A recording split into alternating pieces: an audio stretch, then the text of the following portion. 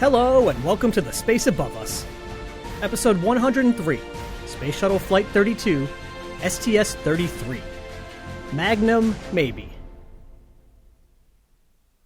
Last time, we talked about the fifth flight of Space Shuttle Atlantis, STS-34.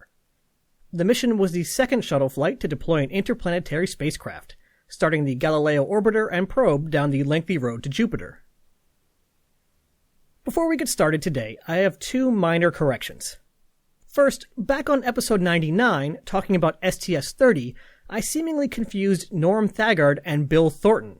Both men flew on STS-51B, performing experiments on Spacelab, but since I mixed them up, I implied that Thagard had been involved in the Skylab Medical Experiment Altitude Test. As you'll recall, this is when Bob Crippen, Carol Bobko, and Bill Thornton were locked into a Skylab mock-up for 56 days to try to find out what issues the real Skylab crews would run into. Thornton enthusiastically took to his task, breaking all sorts of equipment and probably saving the Skylab crews some trouble. Thagard did not do that. Minor thing, but still, I was embarrassed to realize that I had crossed the streams. The second correction is less of a mistake and more of me sort of burying the lead. Last time, I mentioned how it was fortunate for the STS-34 crew that their flight was delayed by a day, since several hours after the scheduled launch, there was a large earthquake in California. Had the launch gone off on October 17th as planned, the earthquake would have forced the evacuation of the control center for the inertial upper stage, right as Galileo was being deployed. That's true, but what I failed to mention, because I didn't realize it at the time, was that this was like the earthquake, one of the biggest ones to hit California in recent times. The earthquake is perhaps most well known for disrupting the 1989 World Series and for causing a lengthy section of elevated highway to collapse, killing many people. It didn't impact our story directly, but I felt that the extra context was worth mentioning. Today, we'll be talking about STS-33, which is everyone's favorite type of shuttle mission, a classified mission. It's sort of incredible how this relatively small number of classified missions really sticks out, at least to me. Anyway, as usual with a classified mission, we don't know a ton about what actually happened, but we can make a few guesses and enjoy what details we do know. For example, the crew. Commanding the flight was Frederick Gregory. We know Gregory as the pilot of STS-51B, which performed a ton of experiments inside Spacelab. With this, his second of 3 flights, he became the first African-American shuttle commander. Joining Gregory up front was John Blaha. Hey, wait a minute, didn't we see John Blaha a few missions ago? Yeah, he flew as pilot on STS-29 in March, making Blaha one of the lucky few to fly twice in the same calendar year. Unfortunately, the reason for this rarity is due to a tragedy in the astronaut corps. The original pilot for this flight was David Griggs, who we saw as Mission Specialist 2 on STS-51D. But Griggs was killed in June of 1989 in a plane crash while flying a vintage World War II airplane. In fact, if you take a look at STS-33's mission patch, you'll see a single prominent star, which was added in tribute to Griggs. Since Blaha had just recently flown on STS-29, he was essentially fully trained and ready to go, so was slotted right into the pilot role for this flight. Blaha filled in for Griggs, making this his second of 5 flights. Starting with the mission specialists, MS-1 was Sonny Carter. Manly Carter, who went by the nickname Sonny, was born on August 15, 1949 in Macon, Georgia. He earned a bachelor's degree in chemistry from Emory University and stayed there to pick up a Doctor of Medicine degree 4 years later. After that, he joined the Navy, where he served as a flight surgeon and learned how to fly, including 160 carrier landings. In 1984, a month before he graduated from the U.S. Naval Test Pilot School, he was selected by NASA to become an astronaut. This was his first flight, and he was assigned to fly again on STS-42 a little bit down the road, but was killed in a commercial plane crash in 1991, making this his only flight. This mission has some bad luck with airplanes. Mission Specialist 2 was Story Musgrave, who we've seen a couple of times now. The last time we saw him was on STS-51F, the only shuttle flight to perform an abort to orbit. This is his third of 6 flights.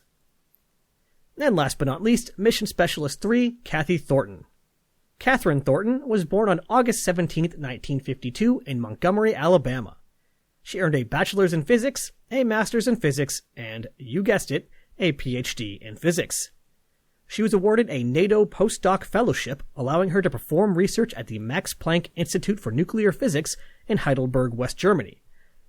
When she got back to the U.S., she worked as a physicist at the United States Army Foreign Science and Technology Center and was selected as an astronaut in 1984. This is her first of 4 flights. As usually happens when I encounter a classified mission, I started dipping into sources that I often have to skip for the sake of time. One such source is the JSC News Roundup newsletter. This is an internal newsletter for the Johnson Space Center, home of the human spaceflight program. It was started sometime in the 1960s and continues to this day.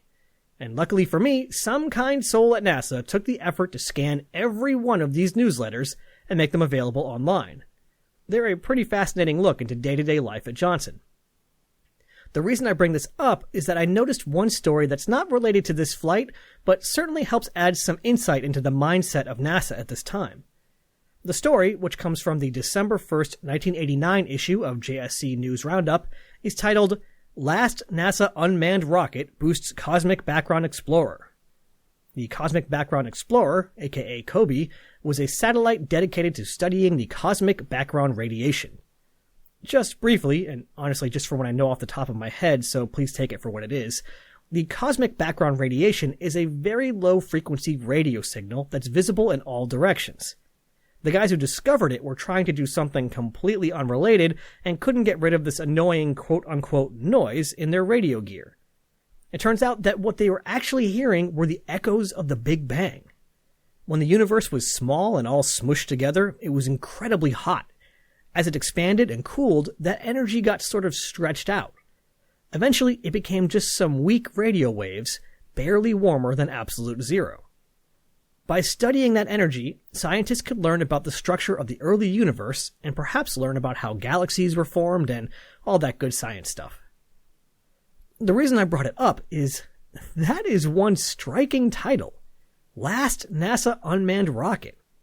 People really believed that the shuttle was the future and that we'd never be going back to small expendable launch vehicles. Or at least the person who wrote this article did. In any case, I thought that was pretty interesting. But I digress. We've got a mission to cover. Originally scheduled for November 21st, the launch had to be delayed for 1 day while a cable related to the SRBs was replaced. I'm sure most people didn't even notice, since as usual with a classified mission, the liftoff time was a tightly kept secret until just hours before launch. The next day, however, everything came together, and on the day before Thanksgiving, November 22nd, 1989, at 7:23 and 30 seconds p.m. Eastern Time, Discovery lifted off for the 9th time.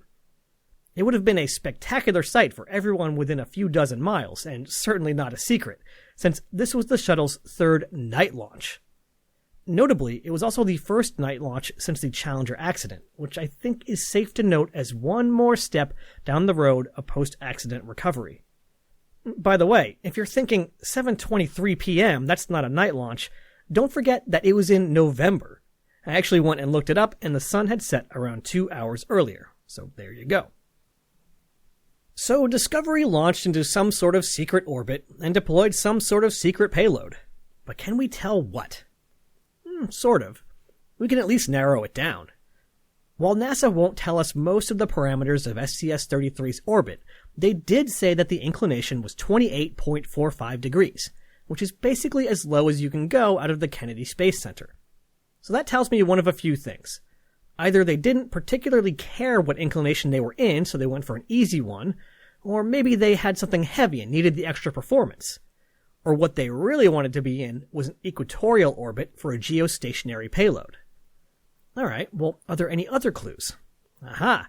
According to Countdown Magazine, a contemporary space news publication, it was revealed from budget analysis and congressional testimony that the flight used an inertial upper stage. Well, that certainly helps narrow things down.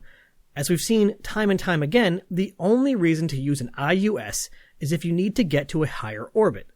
Usually not quite as high as Galileo. Usually it's to Geo. Geoleo. I don't really know where I was going with that. Anyway, that means that our payload is probably going to a geostationary orbit. Alright, so what kinds of classified payloads go to Geo? It's too far for photography, so a reconnaissance satellite is out. Well, at least one that's looking at the ground. It's possible something was snooping around and looking at other geosatellites, but I don't think that's the case here.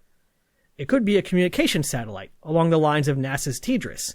We've even seen that before in the case of the STS a few flights back. In this case, since I have nothing else to go on, I'm just going to go with what seems to be the community consensus. The payload of STS-33 was likely a Magnum Orion satellite.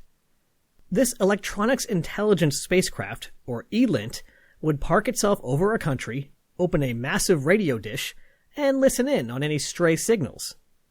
If this sounds familiar, it's because we deployed another one of these on STS-51C way back in January of 1985. If that's the case, then all this secrecy makes some amount of sense, even if the folks being listened to probably had a good idea of what the payload was.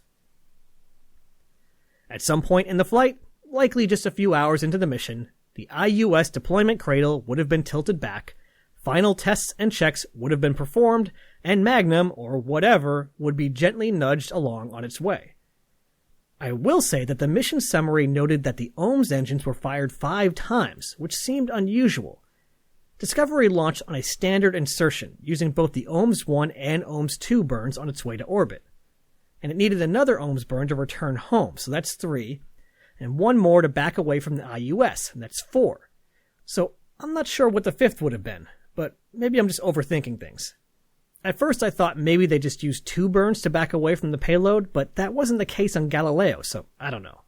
We'll just add it to the list of annoying mysteries on this flight. Despite the secrecy, we do get to know about a few things. For instance, only an hour and a half into the flight, the Text and Graphics System, or TAGS, jammed after printing 10 pages. The crew cleared the jam, and TAGS immediately jammed again. Oh well, back to the old teleprinter. As inconvenient as the TAGS malfunction must have been, a far bigger inconvenience loomed about 10 hours later. A malfunctioning waste collection system resulted in a small leak, causing the cabin pressure to slightly drop. I say this is inconvenient because the waste collection system could be called something else. The space toilet. If the WCS could not be fixed, then the crew would be doomed to several days of the old Apollo-style bags. And you remember what Wally Schirra's advice was with those. Get naked, allow an hour, bring plenty of tissues. Thankfully for the crew, the issue was able to be resolved. The in-flight maintenance folks on the ground earned themselves special praise from the lead flight director for helping the crew come up with a workaround solution that allowed them to continue using the toilet. So that's nice. Also, anyone keeping a "days since the space above us talked about pooping in space" sign can now reset it to 0. After a few days, it was time for the crew to head home. Except the weather was pretty iffy, so the landing was delayed first by 1 day and then by 1 revolution. In John Blaha's oral history, he tells a great story about the moment that the crew learned they'd be spending another day on orbit. They were all suited up in their seats, ready to go home when the message came through. Most of the crew were elated and immediately unstrapped to drift around and celebrate their extra day of microgravity and incredible views. But John Blaha knew that Commander Fred Gregory was not thrilled. He had told Blaha early in training that he didn't actually like being on orbit. He loved the ascent and the entry, but apparently his stomach didn't really agree with weightlessness, and he was always looking forward to getting back on terra firma. So while the rest of the crew did backflips, Fred Gregory groaned. Not exactly the reaction you'd expect from a space shuttle commander. Gregory sounds like a pretty funny guy, though. Again, based on the same oral history from Blaha, Gregory liked to try to put the crew at ease before re-entry. So shortly before the OMS burn, Blaha looked over and Gregory had 2 socks floating off of his ears. Just as a goof to get everyone to relax. Also, in the final seconds before the re-entry burn, he decided to play a little prank on mission specialist Sonny Carter. Apparently, during training, Carter had often said something to the effect of, "You guys up front are always doing stuff. Why can't I push a button once?" So, with only 30 seconds left before the entry burn, Gregory got on the comm loop and said, "Hey Sonny, you said you never got to do anything. You want to do something?" Sonny duly responded, "Yes, boss, what do you need?" Gregory said, "Well, someone's got to execute the burn. It's got 15 seconds and counting down. 14. Carter was surprised and said, "You gotta be kidding me. Man, I get to do this?" "Oh yeah, just go ahead. Push the execute button. But you gotta do it before it counts down." The count got down to 5 seconds before presumably Gregory just pushed the button himself. At first I was slightly puzzled why this was so funny until I checked and saw that Sonny Carter was securely strapped into his seat down on the mid-deck for re-entry, nowhere near any of the flight deck buttons. Oh well. Since we're still a little short on this episode thanks to the Department of Defense, how about a few fun facts? I often come across interesting facts and figures in the mission reports that I just don't have a good reason to bring up in an episode. But since we have a little extra time, let's just blast through a few of them. Over the course of the mission, the reaction control system burned through about 4,300 pounds of propellant, including dumping any remaining fuel out of the forward RCS module. And all that is just on attitude control and small maneuvers. Using even more propellant were the OHMS engines, burning through around 14,000 pounds of oxidizer and around 8,000 pounds of fuel. The fuel cells churned through 1,162 pounds of oxygen and 146 pounds of hydrogen, creating 1,308 pounds of pure water, exactly what you get by adding up the amount of oxygen and hydrogen used. How about that? After all that oxygen used up by the OHMS engines and fuel cells, you must be guessing at how much was used by the crew. 15,000 pounds? 20,000 pounds? Nope.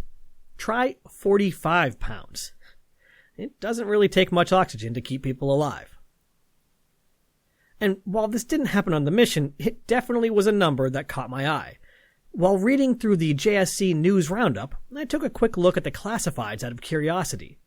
Someone named Huey was selling an IBM Personal Computer XT. It came with a 10 megabyte hard drive, 640 kilobytes of RAM, a printer, a surge protector, a mouse, and a monochrome green monitor. All yours for the low, low price of $3,700 once adjusted for inflation. Thanks, Huey, but I think I'm good. Oh, and one last random factoid before we wrap this up. Just a few days after Discovery landed, successfully ending this mission, an old friend of ours blazed through the upper atmosphere of the Earth, ending its own mission. On December 2nd, 1989, the Solar Maximum mission, so memorably repaired by the crew of STS-51C, re-entered the Earth's atmosphere after almost 10 years in space. One day and one trip around the world later than intended, Discovery touched down at Edwards Air Force Base at 4:30 and 19 seconds p.m. Pacific Time, closing out the 5-day, 6-minute, and 49-second mission. 6 or so hours later, after arriving back in Texas, Commander Fred Gregory summed up the mission with, "We did what we were supposed to do, and we did it right." And I guess we'll just have to leave it at that. Real quick before I tease the next episode, I just wanted to let you know that a long-awaited movie commentary has made its way into the Patreon rewards. Space Camp. This incredibly goofy 1986 movie featured a group of kids at space camp somehow accidentally ending up on orbit. I won't ruin the surprise, but wow, that movie, certainly exists. If that commentary sounds like fun, head on over to patreon.com/thespaceaboveus to check it out. Next time. I'm not sure what it is, but I keep having this feeling that we forgot about something. We completed the first iteration of the Tidris constellation. We got those long-awaited interplanetary missions sent on their way. And we even made some progress on the DoD backlog. But still, we're forgetting something. Something left to drift on its own. Far longer than it expected to. Something that needs attention quick if it's ever going to return home in one piece. Ah, yes, that's right. Next time, we're going to finally retrieve the Long Duration Exposure Facility. Only about 5 years later than planned. Ad Astra. Catch you on the next pass.